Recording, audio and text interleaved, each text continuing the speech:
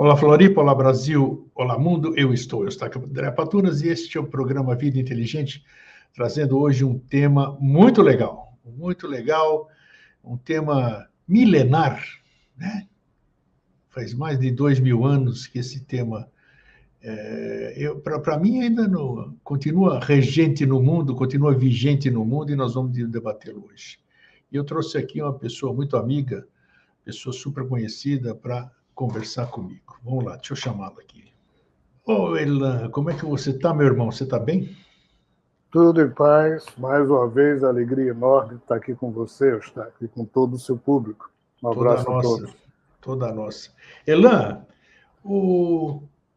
desde o tempo de quando Roma ocupou o mundo, digamos assim, é uma área que você conhece muito bem, né? Depois teve o domínio grego e tudo isso aqui, depois o Império Romano tomou conta de tudo, né?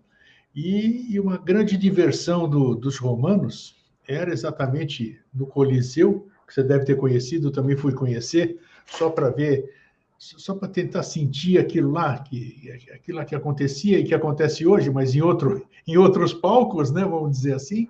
Então, os romanos, naquele tempo, os imperadores, eles davam pão e circo para o povo e assim ele era conduzido. Então, hoje eu percebo que nós continuamos vivenciando a mesma coisa, só que de uma forma diferente. Já não temos mais, assim, digamos, apesar de termos ainda, tem e não tem, aquelas arenas onde gladiadores disputam essas coisas, mas isso foi transferido para a televisão, os UFC da vida, né, que as pessoas vibram, pagam seus canais ali para quebrar os caras, sangrarem essas coisas. Os animais continuam nessas touradas, nessas coisas que existem, as farras disso, as farras daquilo, e você vê que o povo ainda está dentro dele essa sede pelo pão e pelo circo. Você passa uma coisa boa na televisão, não tem audiência nenhuma. Você passa uma tragédia, você passa uma coisa ruim, nossa senhora, todo mundo vai lá se suprir, se alimentar disso.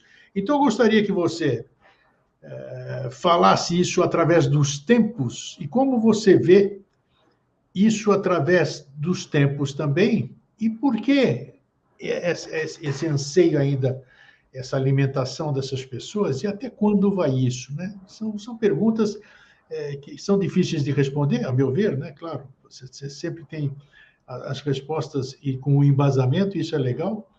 Então, tá aí. Passo a bola, Elan. Ok. O tema ele é muito amplo, muito complexo, muito rico em termos de ângulos através dos quais a gente pode observar esse problema, mas mesmo pessoas secas como eu, assim me considero, já que não sou muito levado por questões de crença, de fé, eu lido com fatos, se são malucos ou não, aí é uma outra história, pago o preço, assumo essa perspectiva, mas assim, mesmo pessoas meio secas como eu noto que nós às vezes precisamos do chamado autoengano. Autoengano é uma expressão que surgiu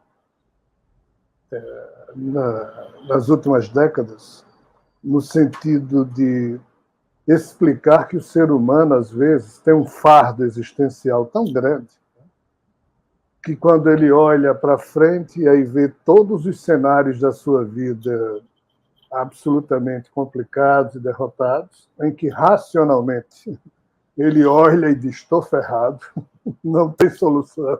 Sim, geralmente. Mas para que ele possa dormir, para que ele possa continuar a ter força para acordar, o autoengano, ou seja, você pensar, não, mas vai dar certo, Deus vai resolver, serei ajudado, meu dia de sorte chegará. Qualquer pensamento desse, por efêmero que seja, por falso ou ingênuo ou simplório que seja, mas o esquisito é que no ser humano esse tipo de pensamento ele projeta uma produção hormonal que pacifica, que permite que você durma, que você sonhe, que você saia daquela situação em que, se a sua mente for continuar a analisar as coisas friamente, ou ela entra em derrocada, ou causa doenças, ou você não suporta o fardo da existência. Então, assim, nós humanos temos isso. Nós temos essa estranha capacidade de, usando a imaginação, ou o bom humor, ou um auto-engano, tá? De nos privarmos, ou melhor dizendo, de nos permitir fazer vista grossa para os fatos reais da vida e pôr a nossa visão naquilo que nos interessa, naquilo que a gente prefere para poder sobreviver. Isso é uma questão evolutiva, é o que nos permite ficar vivo. Para as pessoas mais profundas, é o que permite ficar vivo. Mas para o rebanho humano, que não consegue olhar para os cenários à frente e fazer uma narrativa crítica, ele vive de impressões e de intuições rápidas, né? Na hora em que já existem coisas que o enganam ou que atraem a sua atenção e que os convida a vincular as suas emoções com aquilo, isso, que é o chamado pão e circo, isso faz com que você não pense nas coisas mais sérias, nunca, ou quase nunca, ou pense, mas não se deixe afetar. E como o pão e circo é oferecido diariamente, ou assim foi durante o tempo da vida humana, você vai focando a sua atenção nessas coisas e cria uma realidade. Aldous Huxley, quase que o nome não sai aqui, falava que nós vivemos a espetacularização da vida, né? Então, essa sociedade de espetáculo, né, que nós, entre aspas, hoje em dia temos, que no passado não era tão fácil, porque não existia mídia, não existia... É verdade.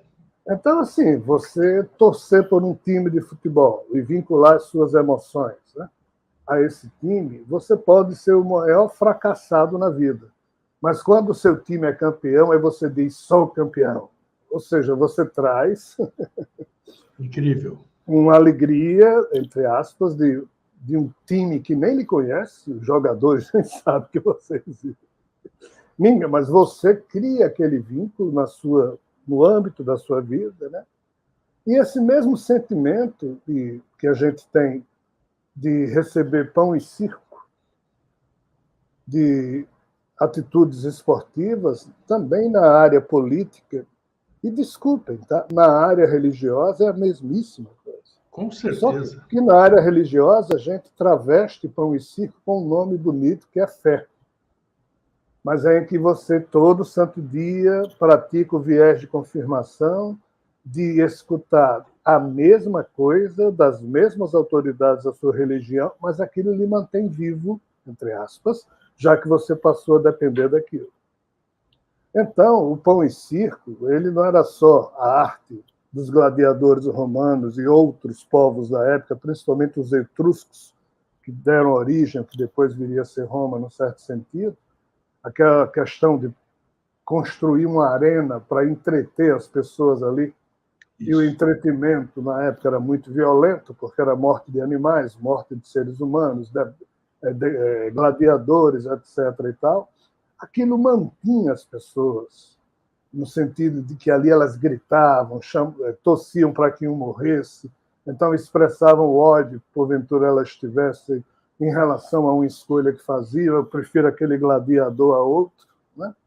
E assim você vai extravasando o seu ódio, as suas coisas não muito bem resolvidas, e a vida vai. Hoje a gente extravasa o nosso ódio adorando Lula, ou adorando Bolsonaro, ou detestando Lula, ou detestando Bolsonaro, ou pior, adorando ou detestando os lulistas ou bolsonaristas que também se põem em extremo, né? E isso é por um circo.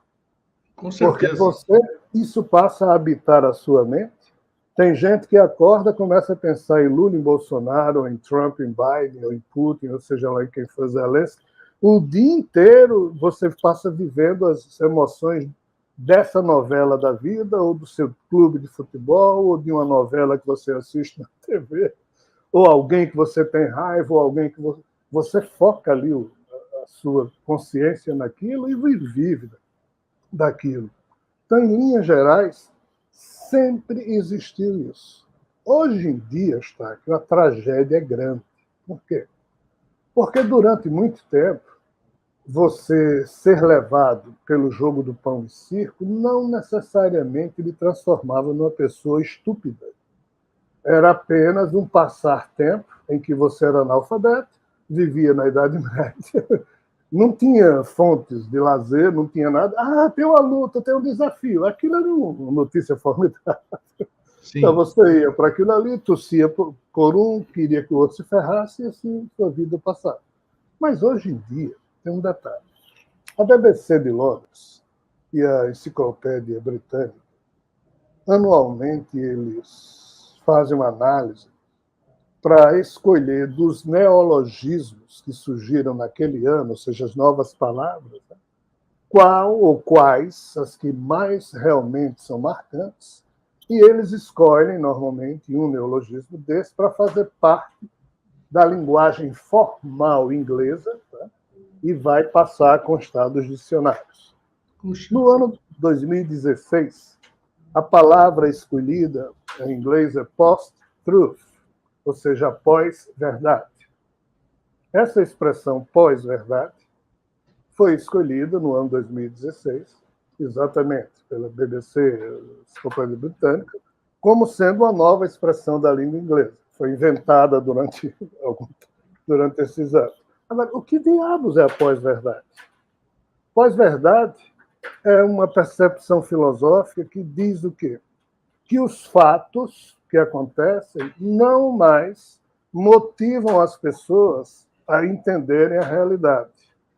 Porque o que importa para a pessoa é a narrativa que alguém vai criar sobre aquele fato, e ainda que essa narrativa venha totalmente furada, com a intenção de distorcer o fato, mas se for da sua preferência, se aquilo lhe agradar, você assume como verdade. Então, por isso que é chamada pós-verdade. Porque a verdade está no fato que aconteceu. Sim. Mas, depois do fato, alguém cria uma narrativa e transforma aquele fato no teor da sua narrativa. E para a pessoa que se alimenta da narrativa,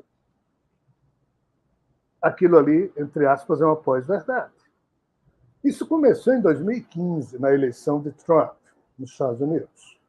O movimento QAnon, mas começou em termos de quê? De internet, porque isso sempre existiu na história humana.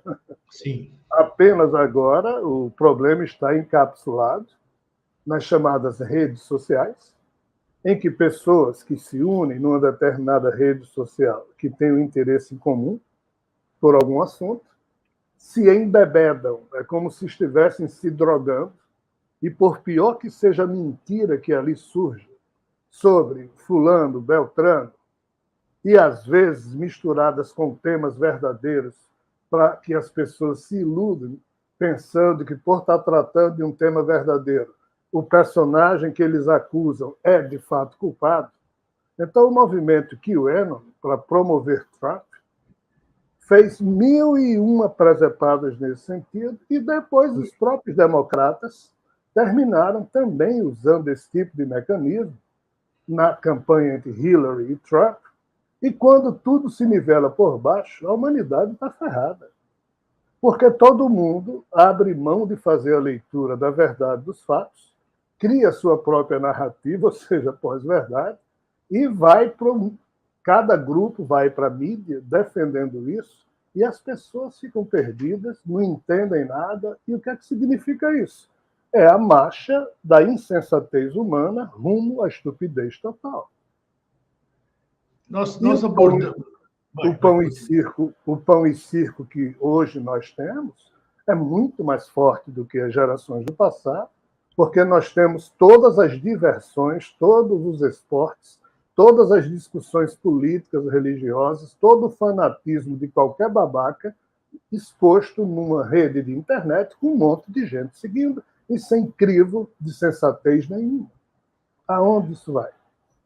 Os nossos telespectadores, baseados nos programas anteriores, alguns deles ali, apesar de adorarem o que a gente falou aqui, o que você falou, eles disseram que você estava muito pessimista, né? Eu defendi, dizendo que não é questão de pessimismo, é questão de realismo, né? Às vezes, você falar uma realidade não quer dizer que você é pessimista, né? Então, baseado nisso aí, que eu sei que você fala na lata as coisas, como a gente diz, vamos pensar o seguinte: a gente sempre tem que usar a coerência, a lógica. Vamos entrar na doutrina espírita. Mundo de provas e expiações caminhando para um planeta de regeneração. Tudo bem. Outros usam a terminologia de um novo ciclo que está entrando. Outros dizem da era de Aquário, a nova era. Pô, não é possível que a gente não perceba, e aí todo mundo defende, né? Diz, não, isso é normal, é o caos que acontece aí para depois vir a bonança, tudo isso aqui. Mas eu não, dentro da minha lógica, dentro do meu raciocínio curto, digamos assim, eu tento ampliar a minha mente para ver o que os outros veem, mas eu não consigo. Vou fazer o quê? Talvez um dia eu consiga ver o que os outros otimistas vejam. Como você explica isso aqui, apesar de você ter dito em programas anteriores, você explicou bem a bagunça que a gente está metido, de que nós estamos aqui sozinhos, a turma não gostou muito de ouvir que estamos aqui sozinhos, né? E aí, aquela questão de desamparo, né? Pô, o Elan falou que nós estamos sozinhos, e agora? Né? Eu acreditava nisso, eu acreditava naquilo, e agora estou sozinho, ele disse que eu estou sozinho. E o Elan tem poder de verbo aqui, ele tem credibilidade, então você mexe com a pessoa. Então, o que nós podemos esperar? Falei, 2000 e tantos anos, você falou que hoje está pior realmente, porque o pão e circo hoje é muito pior. Antes era restrito àquela Roma, vamos dizer, aqueles arredores, convocava para um dia, ia lá todo mundo e saciava a sua fome, a sua sede, todas aquelas coisas interiores que a gente tem e precisa alimentar para mantê-los vivos, né? Agora, isso aí tomando uma proporção gigantesca hoje, quando a gente tem a mídia, o que a gente fala aqui, 2 segundos depois está no mundo inteiro. Tem uma difusão fantástica. Nós estamos mais perdidos do que cachorro em dia de mudança. E eu vejo assim. Eu vou levando, como você disse, né, no começo do programa, a gente vai criando coisas para se animar. O dia seguinte vai ser melhor. Vou fazer isso aqui para tentar ajudar o passarinho, o beija-flor no incêndio. Mas, pô, e aí? E aí? Como você vê? Vou dirigir para você, já começar por aí, o gancho é por aí.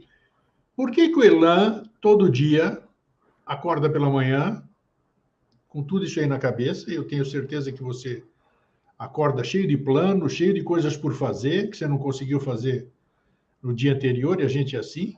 E o que motiva você a fazer isso aí? Por que você está fazendo tudo isso aí, escrevendo livro, dando palestra, se apresentando na televisão, falando com um monte de pessoas que te convidam? Por quê? Se a vizinha, se o que está à frente, se o que a gente vê, nós que somos pessoas de bom senso, acho que somos pessoas de bom senso. O que nos motiva a continuar nisso aqui? É porque nós não temos alternativa ou o que é? Vamos lá. Olha, sinceramente, falando de forma adulta, e eu sei que eu desagrado a muita gente, por isso peço desculpas, né? Mas eu não sou autor, eu não tenho autoridade moral nenhuma, nem espiritual, de coisa alguma, sou um ser humano cheio de defeitos, mas também sempre eu digo, olha, não sei se eu estou certo, nunca tentei convencer ninguém de coisa alguma, eu nunca peço nada a ninguém, eu nunca convido ninguém para nada, nem para conversar, porque às vezes a gente é obrigado, para ser agradável, né, a falar coisas que não batem com o que a gente pensa. Então, assim, há muito tempo, desde a minha juventude, que eu fui me isolando, mal imaginava que teria que me tornar uma pessoa que fosse obrigada a falar e a escrever sobre temas que normalmente as pessoas não conhecem, então erro bastante, digo isso com muita tranquilidade. Mas, assim, a minha, a minha vontade em fazer o que eu faço é nenhuma. A minha alegria, o prazer de fazer, nenhum. Digo isso muito claramente há mais de 30 anos. Eu faço porque sou o meio que, entre aspas, levado pelos fatos da vida. E tanto é que eu, no início, eu digo, já que eu estou escrevendo muita merda, muita besteira, não sei se é verdade, mas os espíritos estão exigindo, pedindo que eu publique, eu vou publicar com pseudônimo, porque eu não quero aparecer.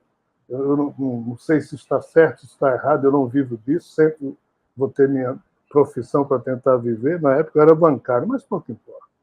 Mas eu lhe digo com muita tranquilidade, há 10, 12 dias atrás, o corpo colecionou mais um infarto, e eu fiquei alguns dias novamente na UTI. Na UTI você não pode ter nada, é você e você sozinho. É verdade. E fiquei fazendo, obviamente, yoga, que é o que eu faço quando sempre estou só, não tenho nenhum problema com isso, né? E eu me fiz essas perguntas. Eu digo, putz, será que o corpo vai sair desse outro infarto agora com alguma disposição? Porque antes eu já não tinha. E, então, assim, eu ficava, mas eu não sou movido por fé, eu não acredito em Deus, não acredito em nada, eu lido com os fatos, ou o que eu penso saber, ou as crenças que eu coleciono, mas não tomo-as como verdade, como possibilidade. Mas e o que diabos vai me motivar a sair daqui e continuar a fazer o que eu faço? Eu não sou alguém que escreve livros de autoajuda agradáveis, que pudesse fazer sucesso. Meus livros nunca estiveram nem em livraria. Eu tirei os livros da livraria para não ter a possibilidade de alguém ler e se escandalizar. Então, há mais de 20 anos ou 30 que não tem livro meu em livraria. Não é fácil alguém encontrar livro meu. Ou seja, isso é o anti-marketing. Sim. Peguei minhas palestras todas, coloquei em instituto, ou seja, não fui atrás de divulgação. É um anti-marketing também. Mas qual é o detalhe? Por mais defeitos que eu tenha, eu sei que o bem existe em mim. Eu sou alguém que olho para mim mesmo no espelho e digo, putz, com todos os defeitos, mediocridades que eu tenho, eu me acho do bem. Alguém que valoriza o bem.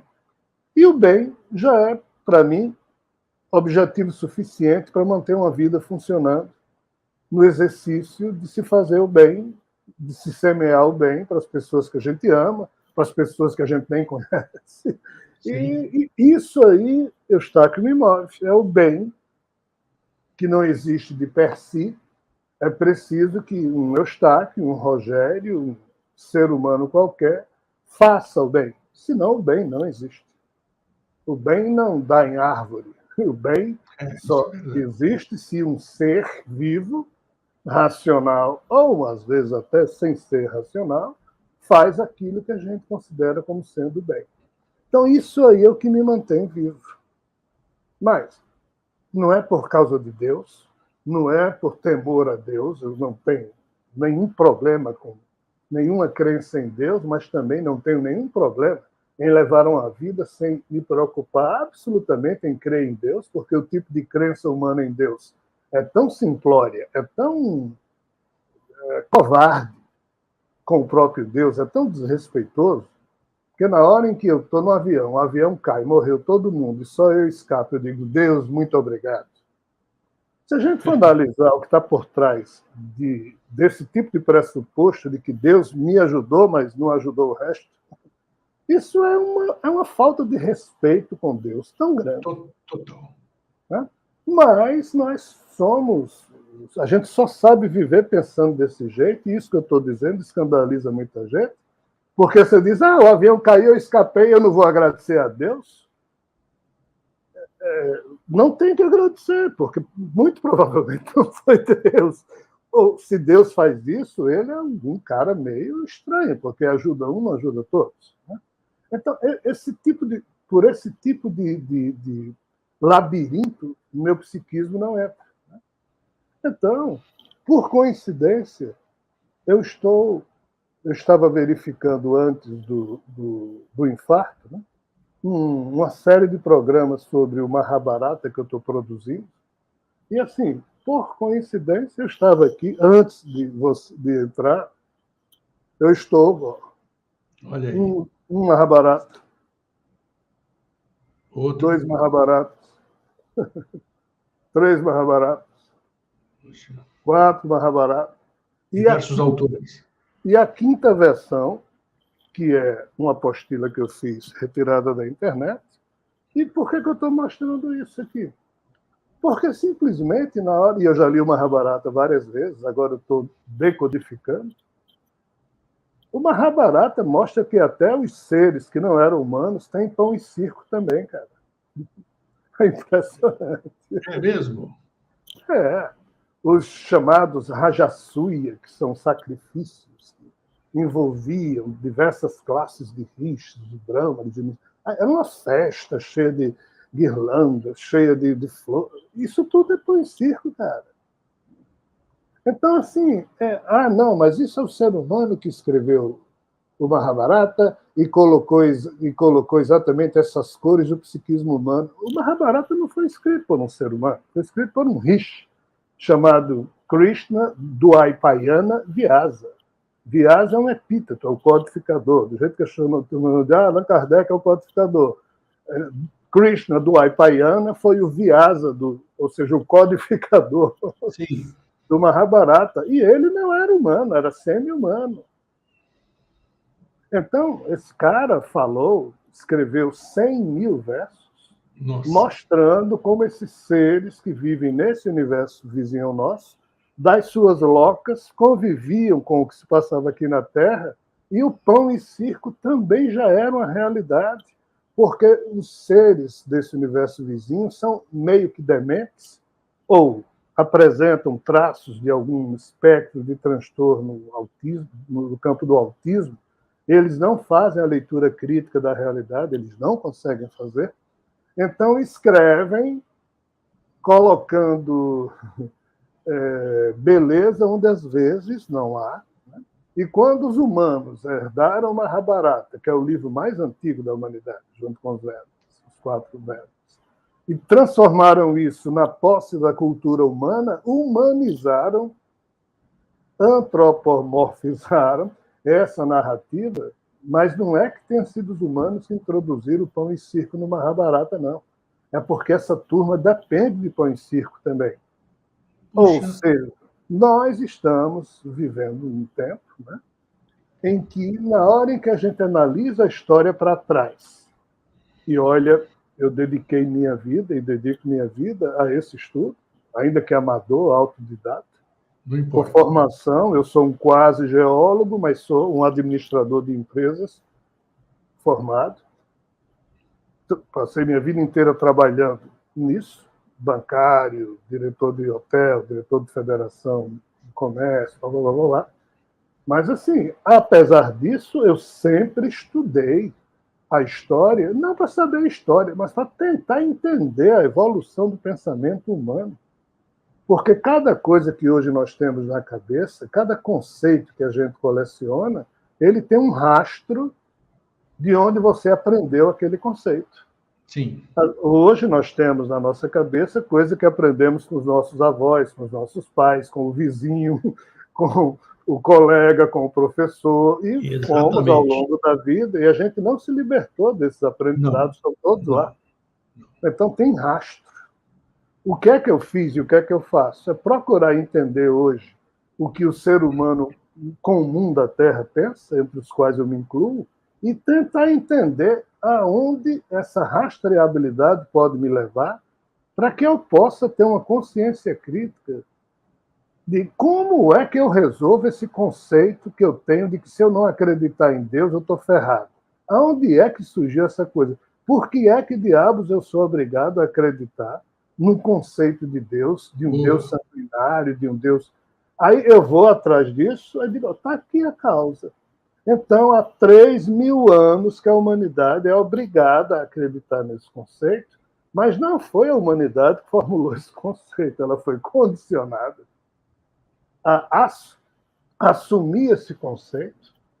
Então, você para ser efetivamente alguém racional, você teria que se libertar desse conceito, limpar a mente, manter a mente aberta para estudar, aí sim, todos os conceitos possíveis que o perspectivo humano, como Nietzsche defendia, poderá criar a respeito desse ser que nós chamamos de Deus. Nós só nos tornaremos uma humanidade adulta e emancipada quando chegarmos nesse ponto. Aí, será que eu sou pessimista? Não, Acho realista, não. foi o que eu disse. Eu apenas olho para a humanidade hoje em dia e vejo a nossa incapacidade de, primeiro, nos libertarmos desses conceitos que, ao longo de tantos programas, nós dois aqui temos comentado, né? Que é um triste fardo, uma triste bagagem de enganos, de arcanos equivocados, que os humanos dependem deles para viver e a gente não sabe abrir mão disso. Por quê? Aí entra Immanuel Kant.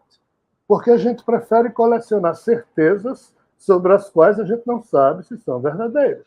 Mas o intelecto humano, que se diz decente, tem que ser medido pela sua capacidade de conseguir colecionar incertezas. Porque na condição humana, nem tudo pode ser carimbado como certeza, como verdade. E as religiões carimbam e condicionam as pessoas. Então, sendo realista, se eu olho para 8 bilhões de pessoas, aí vejo 1 bilhão e 600 de chineses, 1 bilhão e 400 de hindus, 300 milhões de eslavos perdidos numa discussão pan-eslávica que vem há muito tempo e quase ninguém entende o que está se passando. Aí olha para o resto, aí você vê mais 3 bilhões de cristãos divididos entre protestantismo e catolicismo, discutindo um monte de bobagens. Aí quando você olha, você vê mais 2 bilhões de islâmicos, tudo religião impositiva. Aí você olha para isso tudo, pessoas do século XXII, mas com os pensamentos ou colecionando certezas de milênios atrás, feitas para outros níveis de sociedade. Aí você diz, como é que diabos a gente vai conseguir sair do presente para o futuro se nós estamos presos ao passado? É isso aí, bem Então, isso. quando você nota isso, dá uma sensação de cansaço terrível e a sensação realística é de que nós estamos ferrados. E que provavelmente estamos sozinhos, porque se não estivermos sozinhos, isso quer dizer que tem muita gente nos imbecilizando, inclusive o próprio tipo de conceito de Deus que a gente faz. Sim. Está pequenando o ser humano, diminuindo, e fazendo com que esse ser humano jogue todas as suas fichas de que Deus está no comando, Deus está no leme, ele vai resolver tudo. Só que não tem ninguém resolvendo nada. A vida foi para trás. A vida humana, em termos das democracias existentes, recentemente saiu um trabalho muito interessante, nós fomos para trás cerca de 15 anos. Olha. Comparando o mundo como era 15 anos atrás e hoje, em termos de sensação democrática, todas as democracias da Terra, à exceção das escandinavas, foram para trás. Em vários sentidos. E a questão é, e daqui 15 anos para frente, será que a gente vai para frente? Não vai não. Continua o mesmo processo. Esquerda e direita apodreceram nos seus cânones, nas suas posturas, nas suas atitudes, mas pão e circo divide. Esquerda de um lado, direita do outro, um grita, outro grita, fica se odiando, enquanto isso os mesmos donos do mundo se tornam cada vez mais bilionários, caem na risada devido aos inocentes úteis que os sustentam. Ah, Bolsonaro é isso, Lula é aquilo, Trump é isso, blá, blá, blá. E enquanto isso a humanidade vai para trás. Daí o meu cansaço, daí o meu senso de realidade. Não é pessimismo. Eu batalho diariamente quando acordo para manter em mim a chama do que eu julgo ser o bem funcionando, para que eu tenha saco de continuar a fazer coisas que são absolutamente sem importância. Eu não conheço ninguém que colecione mais fracassos do que eu mesmo nas coisas que tentei. Eu não conheço um autor tão mantido à margem como é o meu caso. Eu escondo as palestras. Então, assim, mas eu não deixo de aproveitar cada dia que a vida disponibiliza para tentar tocar o meu concerto existencial adiante, ainda que a ninguém interesse, ou ainda que ninguém possa servir mas é o que eu posso fazer no âmbito da minha vida. Isso não é pessimismo. Quero te fazer a pergunta no seguinte. Você, pelo que eu entendi o que você estava falando, nós vivemos, todo mundo fala, as próprias escritas hindus, indianas aí falam, são umas das mais antigas, falam que isso aqui é um verdadeiro mundo de Maia, né? Nós vivemos no mundo da ilusão. Pelo que você está falando, e você acabou de dizer há pouco, parece que o mundo de Maia vai além do que o mundo Terra, né? Hein?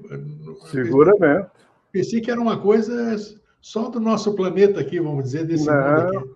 Nós não somos a pior das Matrix que existe, Olha desculpem só, a expressão. É. Há uma outra agregada nossa que nos usa como Matrix, mas ela, por sua vez, também é usada como Matrix em âmbitos mais externos. Né? Nós só poderemos entender isso se revisitarmos as expressões informativas, as narrativas mais antigas que a humanidade coleciona, mas que hoje, estupidamente, nós chamamos de mitologia, mas em todas as informações ancestrais falam do ovo cósmico que surgiu do nada, com duas partes dentro. Isso aqui são duas matrix que de fora a turma usa.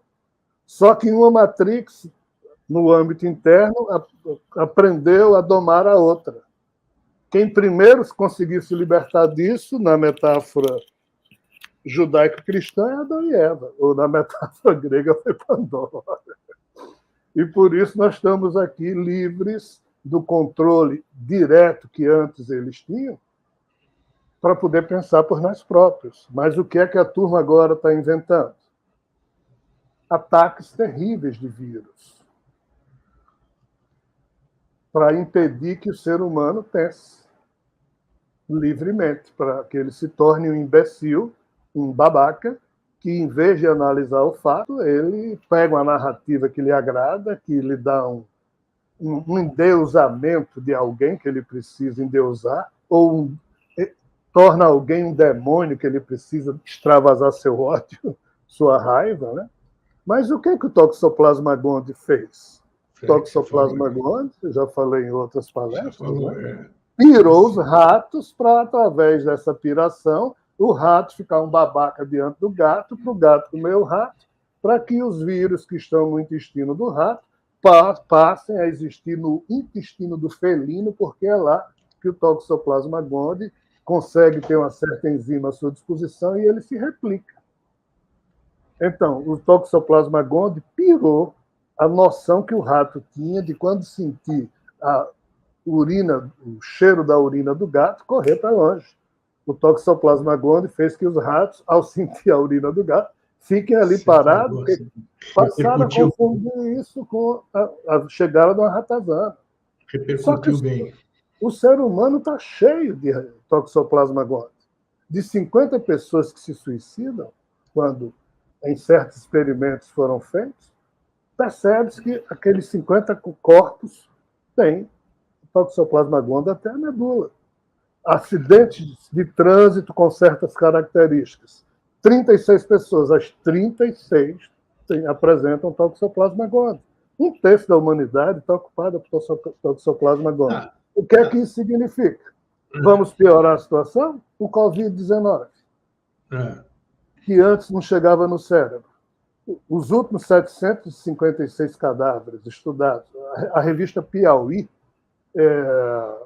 no mês de março, lançou sua primeira edição do mês de março, lançou uma reportagem formidável sobre as sequelas que o Covid-19 está causando nas pessoas que não morreram, obviamente. Mas, ao analisar os 756 cadáveres da turma que morreu, percebeu-se que o Covid-19 não estava só no pulmão, não. Tinha chegado na cabeça, no cérebro.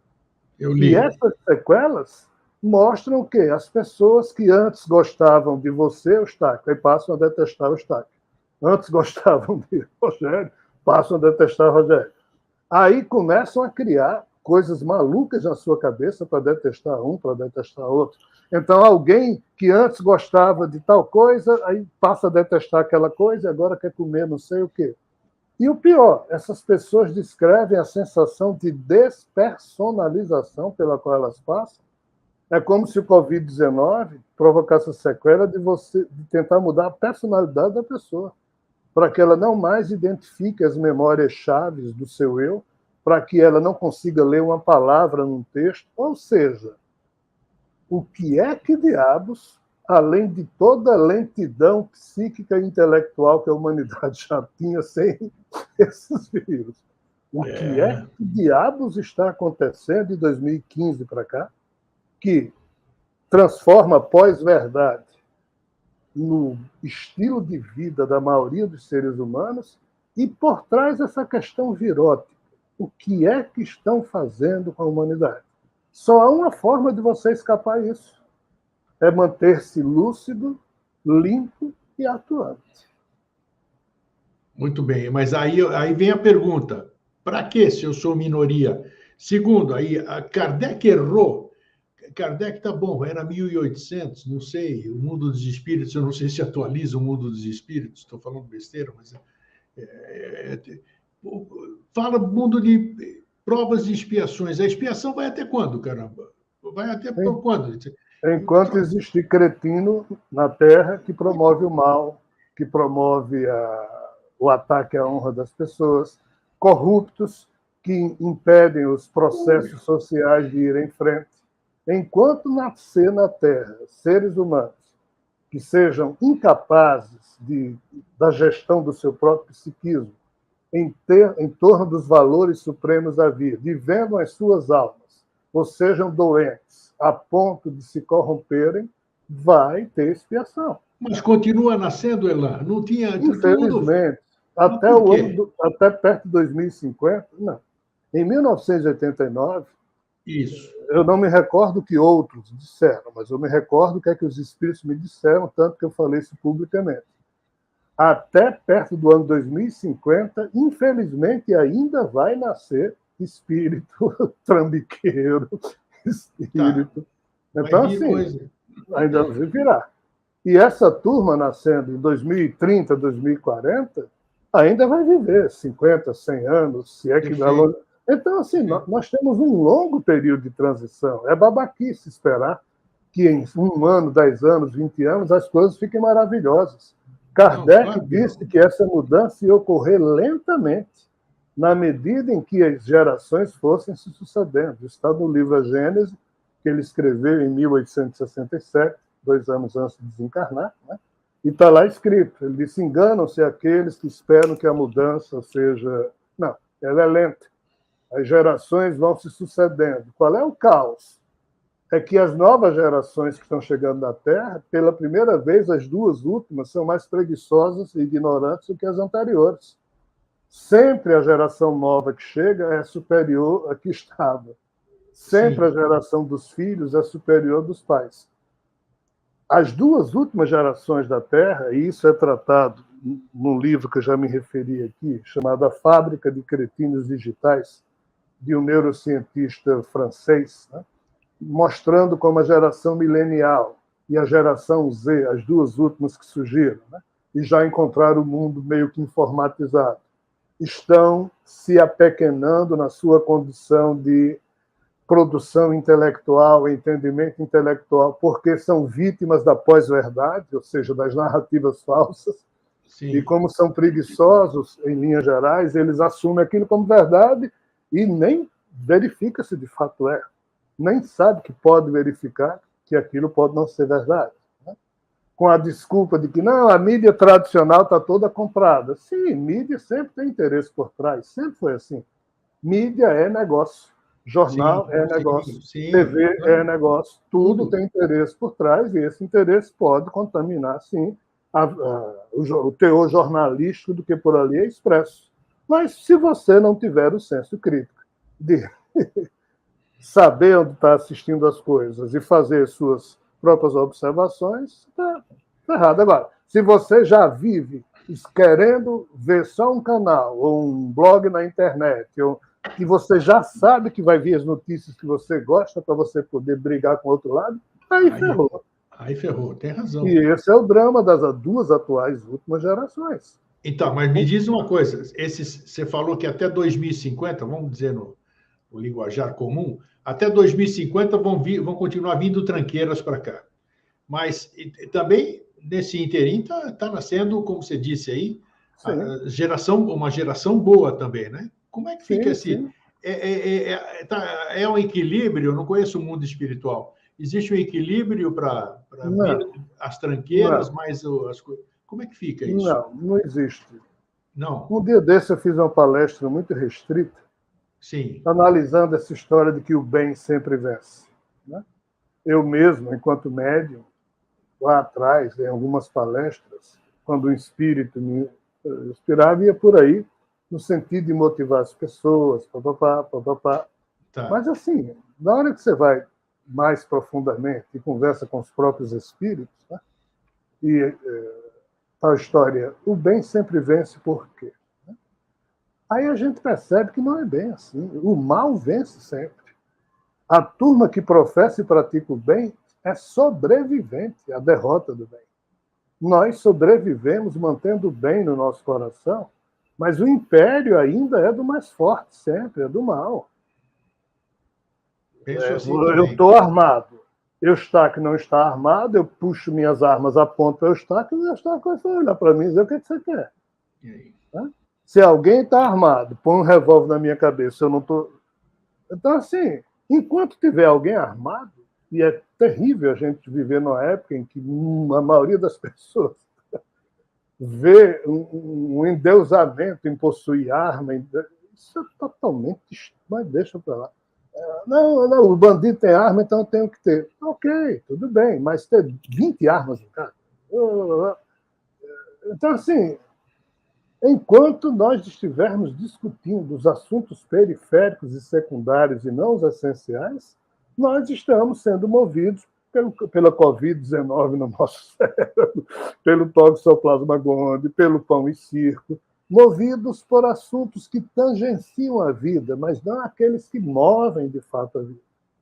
Então, infelizmente, o meu convite, o convite que eu faço a mim mesmo, quem estiver escutando, coitado, tente identificar uma instituição na história humana em que você olhe e diga isso aqui é decente, hoje em dia. Tente identificar uma autoridade que esteja exercendo poder na história da humanidade em que você diz, não, isso aqui é decente. Eu tenho dificuldade terrível de conseguir fazer isso. E eu tento, porque eu tento descobrir exemplos para mim mesmo o tempo inteiro. Mas não consigo. Os bons exemplos que eu consigo retirar são de pessoas que, cheias de defeitos, corruptas, mas que fazem coisas boas também, porque todos Isso nós aí. fazemos coisas boas. Mas Sim. eu não posso dizer isso aqui é decente. Eu vejo algumas pessoas, eu vejo no Brasil alguns senadores, alguns deputados, um ou outro homem ou mulher pública, um ou outro ministro de Estado. Exceções à regra, né? Exceções existem. Eu digo, não, esse cara eu acredito que ele é decente, porque a gente não sabe cada. Né? E Sim. eu tento usar aquilo como exemplo. E eu vejo isso em direita, em esquerda, em cima, embaixo, ou seja, eu não sou refém de uma preferência que a mente dualista humana e simplória adora ou rejeita. Ah, eu amo fulano, eu detesto fulano. Não é por aí. Deixa eu te perguntar uma coisa. Eu e você já estamos na quilometragem regressiva, né? Vamos dizer, porque já passamos da idade normal, assim, vamos dizer, da metade para frente. Nós escolhemos por livre-arbítrio, você tem a sua motivação de acordar todo dia por causa de uma coisa, eu tenho a minha também, não sei por quê, está aqui dentro, né? Você tem coisas que são inexplicáveis. Por exemplo, nós dois desencarnamos. Nós voltamos ainda para ajudar essa geração aqui, ou isso é uma coisa desconhecida? Que lógica que tem essa coisa de você conhece bem essa questão de reencarnação e tal? As pessoas boas, digamos assim, boas, de bons princípios, de boas intenções, que vão embora para o outro plano, elas voltam mais depressa que as outras? Ou como é que é? Como é que é essa questão aí? Não, todo mundo volta. mas o mais depressa, o mais devagar, e depende das possibilidades de cada família espiritual ou da história desgarrada de algumas individualidades espirituais. Não há uma linha geral, melhor dizendo, não há uma regra geral, um plano geral. Cada situação. E por que é que nós temos que voltar? A gente não sabe, mas o emaranhamento quântico dos elétrons, né? Partindo do pressuposto de que há 13,8 bilhões de anos, quando houve o Big Bang, até hoje, a quantidade de elétrons que existe no universo é uma só. Por isso que se diz, né, nada se cria, nada se perde. Tudo se transforma. O que transforma aqui é a memória do elétron, mas não a quantidade de elétrons. Estes aparecem e desaparecem num processo quântico, ou seja, se materializam como partícula e se desmaterializam e voltam a ser onda para nós. Não, isso é outra história. Mas a quantidade de elétrons é a mesma. É como se fosse um quebra-cabeças, né, que tem que ser reorganizado, já que ele foi explodido no acidente. E cada espírito fora dessa matrix, Eustáquio, é responsável por X elétrons. Tá? Então, ao longo do tempo em que a vida permitir existir no universo, cada espírito sempre vai estar imantando a sua mente aquele grupo X de elétrons e desimantando, coisa que a gente chama de nascer e morrer transitoriamente. Mas a assinatura quântica em torno daqueles elétrons, que num estágio maior, ou num outro espectro de análise, seria código de vida despedaçados da mente do Criador, que num outro espectro seriam os códigos genômicos de espécies, e também, num nível mais específico, corresponderia ao código genômico particularizado, vinculado a uma mente espiritual, mas que cria a cada vida vários personagens.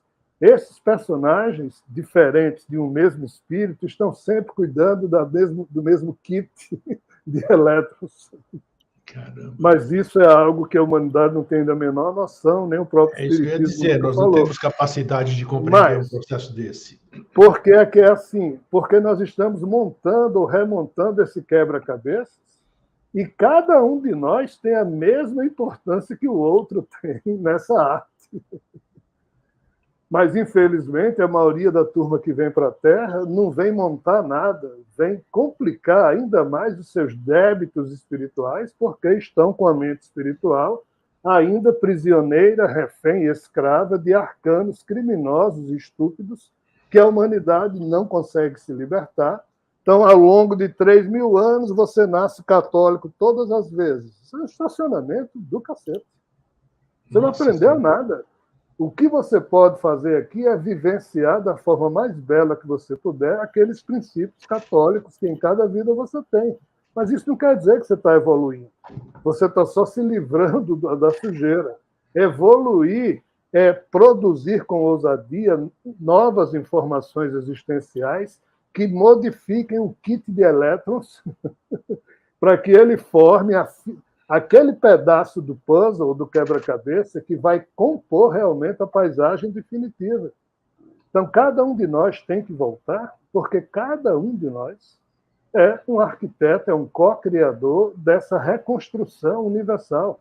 A Cabala chama isso de tikkun. É o reparo na obra do Criador caído.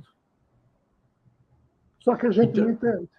Então, Elan, não existe, então, milagre, não existe um estalar de dedos, é um processo que cada indivíduo vai ter que cuidar, vai ter que participar para... Sim. Então não existe milagre, não existe uma chavezinha mágica, nada. Não. E o natural é que daqui para frente, Rogério Eustáquio, em nascendo como Rogério Eustáquio, como no seu genoma está disponibilizado todas as informações dos outros eus que o espírito que anima Rogério coleciona, Rogério já acessa tudo isso inconscientemente, mas ele pode acessar conscientemente o banco de memórias passadas desses eus que foram outros artífices dessa construção, construídos pelo meu espírito. Então, quando deixar de ser um bando de imbecil vivendo na Terra e a Terra se tornar um mundo regenerado, esses seres humanos vão naturalmente entender isso que nós estamos falando aqui. Mas, por enquanto, Rogério e Eustáquio vão ter uma dificuldade grande de entender devido ao nível do rebanho humano que não consegue ir além disso. Voltando ao início do programa, como fazer com que as pessoas que nos assistem, que eu comentei aqui, não desanimem no que estão ouvindo, porque parece que as pessoas, parece não, é notório, é óbvio, ululante, que nós, como você bem disse no começo do programa também, a gente gosta de viver de ilusão. A gente arruma motivação para acordar no dia seguinte. Aí vem alguém e fala para você, pô, a coisa não é assim. Como? Mas, ao mesmo tempo, a gente busca a verdade, mas quando a gente se defronta com a verdade, a gente tem medo dela.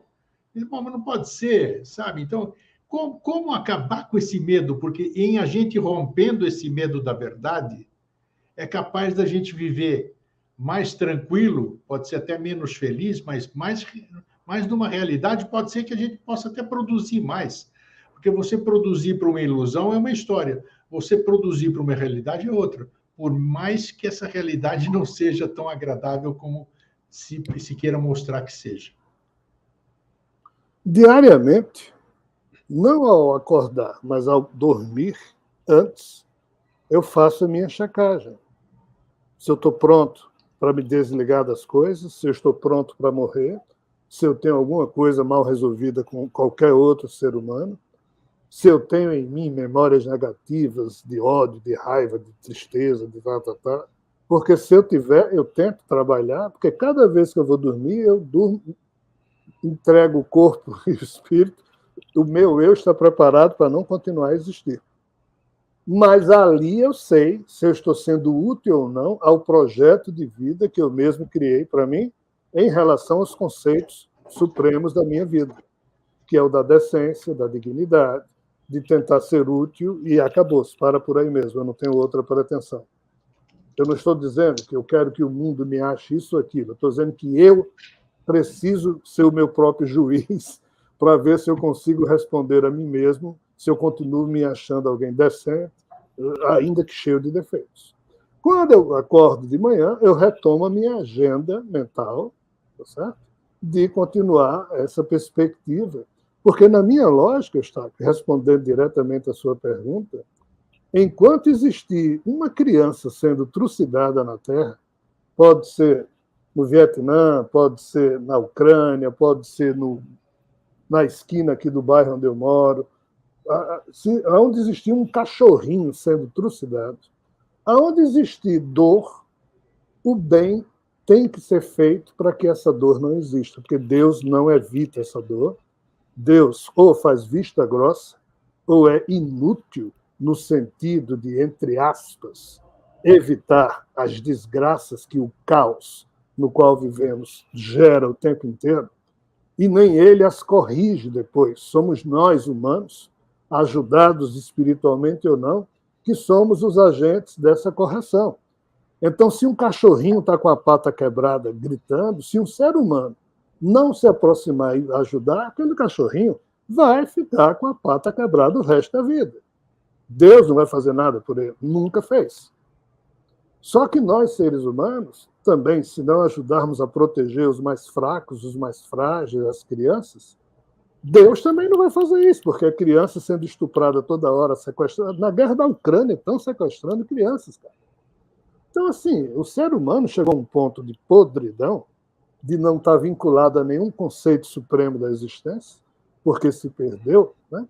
Mas, enquanto for esse o cenário, tem que valer a pena para cada um de nós, tá? Se tornar um agente daquilo que achar que deve, né?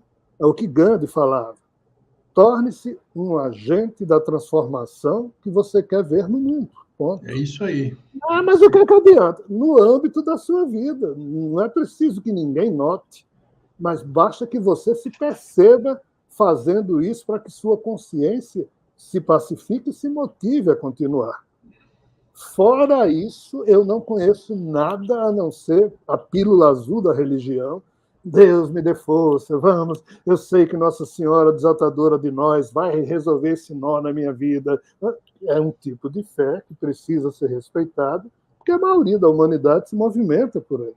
Só Perfeito. que isso está secando, isso está cansando as pessoas, porque quando elas começam a pensar, elas olham para a Ucrânia e dizem: putz, cadê Deus? Elas olham para o Iêmen, na África, e deveriam também perguntar: cadê Deus? Elas olham para o Congo, para a Somália, ou deveriam olhar, né? Os nossos problemas ainda são tribais.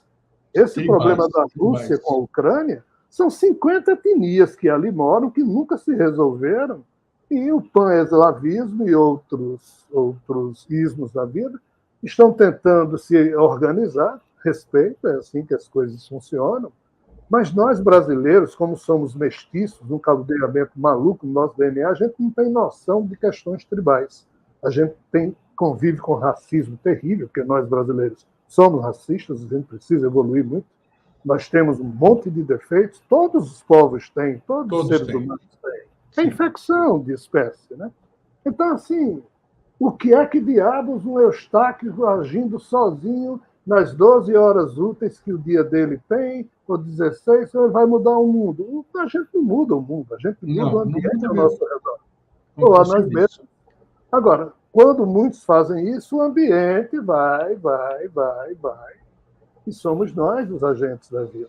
Então, nesse sentido, e acho que pela hora, que eu já tenho que me despedir, nós Isso. estamos com uma hora de programa, a minha mensagem a mim mesmo, e para seu azar você está me escutando, continua sendo a de sempre. Enquanto existir a importância do bem nesse mundo, alguém do meu tamanho, ainda que pequeno, medíocre, tem a sua utilidade. Entendo utilidade, eu cuido de exercer essa tentativa de ser útil à vida, como eu posso. Errando para cacete, me dando mal para cacete, um monte de coisas. Mas paciência, é o que nos cabe fazer. É isso, irmão. É isso, é bem isso aí. Obrigado. Você passou um belo do recado. É isso que é. A sinceridade é tudo. Nessa vida, a sinceridade é tudo. Meu irmão, saúde para você. Que bom que você se recuperou. Isso aí acontece na nossa vida. São alertas também para a gente se cuidar melhor, né? Mas faz parte, né? Somos sobreviventes, né? Se Então, você me permite, tem um amigo meu que me ligou, né? Logo que eu saí do hospital, ele estava meio.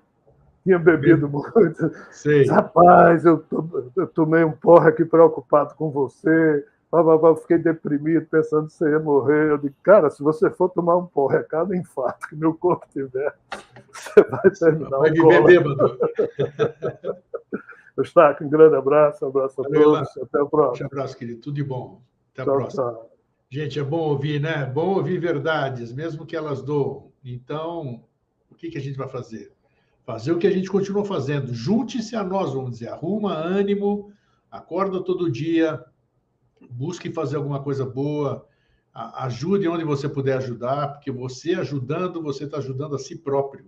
Afinal, não adianta a gente ficar verbalizando por aí, somos todos um, namastê, fraterno abraço, e na prática a gente teorizar diferente. Não, então é isso.